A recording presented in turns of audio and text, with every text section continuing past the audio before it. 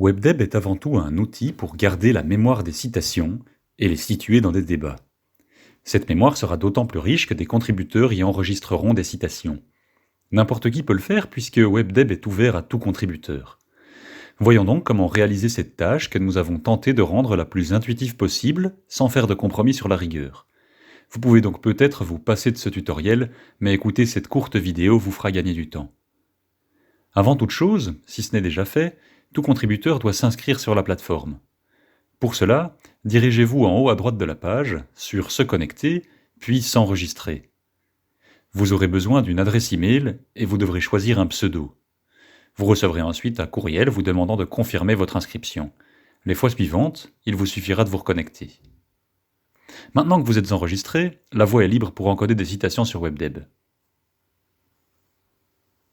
Supposons qu'en lisant sur le net ou sur papier, vous tombiez sur une phrase qui vous intéresse et que vous souhaitez la garder en mémoire.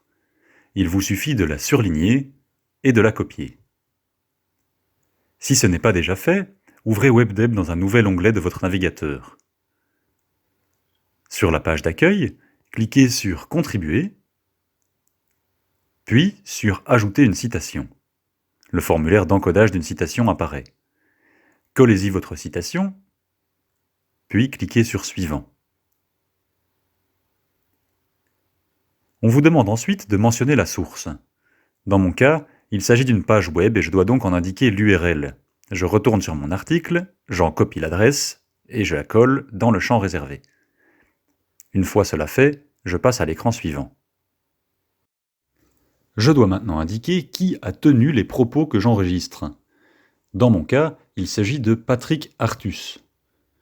Je commence à introduire ce nom et je vois qu'il est déjà indiqué dans WebDeb. Je le sélectionne dans la liste. Si j'ignore sa fonction et l'affiliation de l'auteur, je n'indique rien dans les deux champs suivants. L'article indique cependant que Patrick Artus s'exprime en tant qu'économiste en chef chez Natixis. Je vais donc ajouter économiste en chef comme fonction, et manifestement cette fonction n'existe pas encore dans WebDeb, je vais donc la créer. Par contre, Natixis est déjà encodé, et je sélectionne alors la proposition qui m'est faite. Ensuite, je dois indiquer si l'auteur de la citation est également l'auteur du texte. Ici, ce n'est pas le cas, et j'indique donc non. Cette étape-ci permet aux utilisateurs de retrouver la citation. Il s'agit de la classer dans au moins un thème. Dans mon cas, la citation répond à la question « Que dit-on sur la fragilité des chaînes de valeur mondiales ?» et, par exemple, « Que dit-on sur la crise du Covid-19 ?» On me demande ensuite si ma citation mentionne clairement une personne ou une organisation précise, ce qui n'est pas le cas ici, puis si elle concerne un territoire, ce qui n'est pas davantage le cas puisqu'on parle bien du monde dans son entièreté.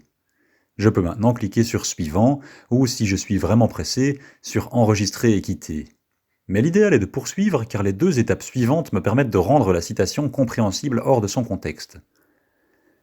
Je peux d'abord enlever un passage inutile qui sera remplacé par des points de suspension entre crochets. La seconde étape me permet d'ajouter un élément de compréhension de la citation lorsqu'elle est tirée de son contexte. Par exemple, je peux remplacer un pronom par le terme précis entre crochets. Ici, puisque coronavirus est un terme imprécis, je peux rajouter Covid-19. Dans ces deux étapes, il importe bien entendu de ne jamais trahir la pensée de l'auteur. Et voici la dernière étape qui concerne les coordonnées du texte. Sur la base de l'URL, WebDeb aura extrait automatiquement quelques informations. Il faudra les vérifier.